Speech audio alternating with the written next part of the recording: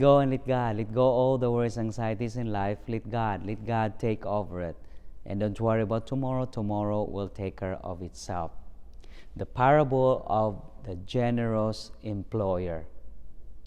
Today, I would like to reflect on the theme about fairness, generosity, and the abundant mercy of our Heavenly Father.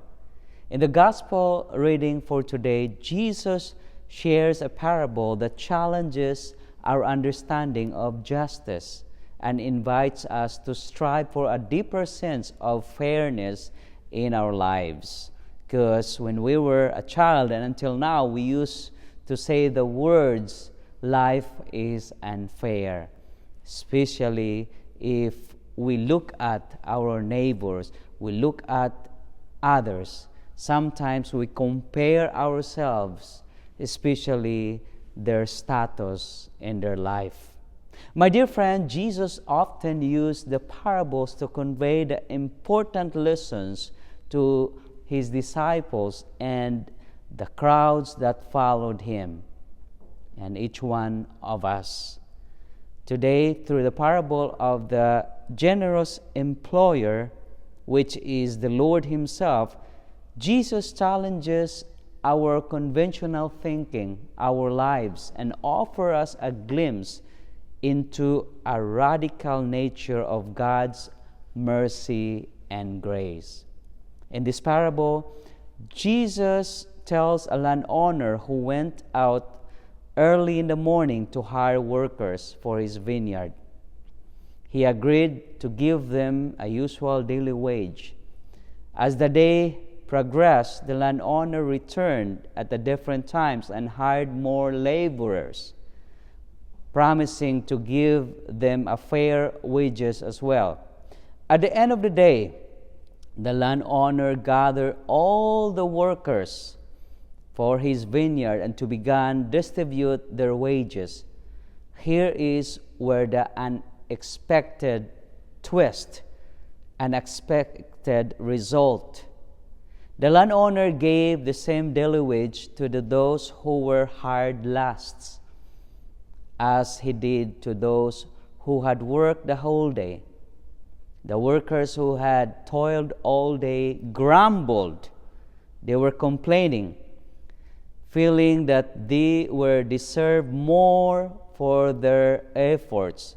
But the landowner responds with these words, "Are you envious because I am generous?"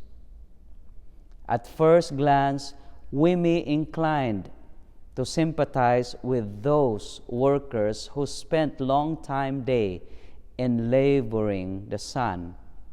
The reaction seems justifiable and reasonable. However, Jesus is challenging us to look beyond our human sense of fairness and consider the generous nature of God. Mercy and grace are not restricted or confined to human motions of merit. They are poured out on all who are willing to receive them, especially if they ask for mercy, love, and compassion. The landowner in the parable represents God, who invites everyone to partake in the abundance of his kingdom.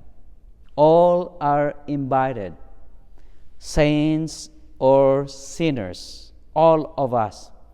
He does not discriminate based on the amount of the effort expended of the hours served. This parable reminds that God's generosity cannot be measured by human standards. His ways are higher than our ways. His thinking is different from ours. Brothers and sisters, this parable invites each one of us to reflect our own attitudes towards fairness and generosity. Sometimes we are generous if we have condition or something in return. And sometimes we forget that all the things that we receive from the Lord are His gifts to each one of us. Instead of showing gratitude, we complain because we want more. And sometimes we take it for granted.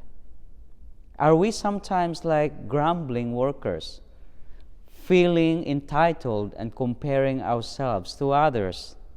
Or do we embrace marvelously generous the nature of God, that He is mercy and He is full of compassion and love, realizing that His blessings are not limited but overflowing in abundance? In our lives, we often encounter situations where we may feel overlooked, unappreciated, or undervalued.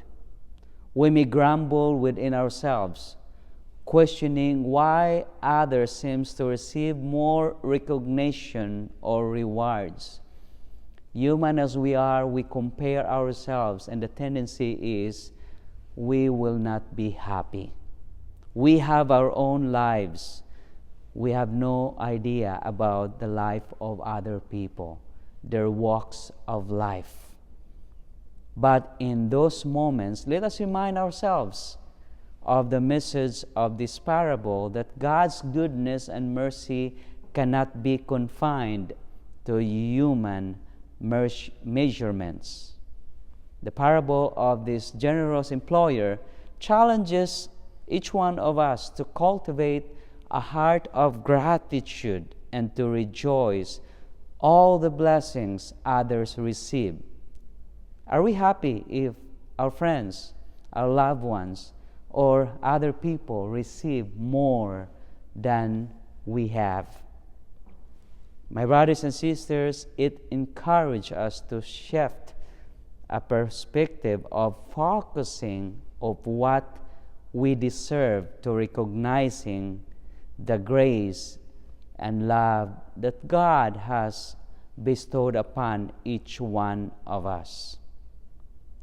As we go forth from this way of life, from our journey, let us remember the powerful lesson taught by Jesus in the parable of the generous employer. We may strive to embrace and reflect God's boundless love and mercy, demonstrating fairness, generosity, and gratitude in all what we do. Let us ask and seek to imitate the landowner's generous heart and recognize that God's blessings are not to be hoarded.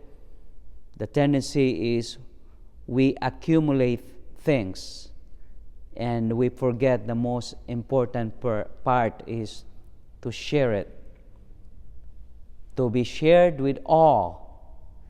May we become agents of God's love and healing in the world that often struggled with fairness and justice.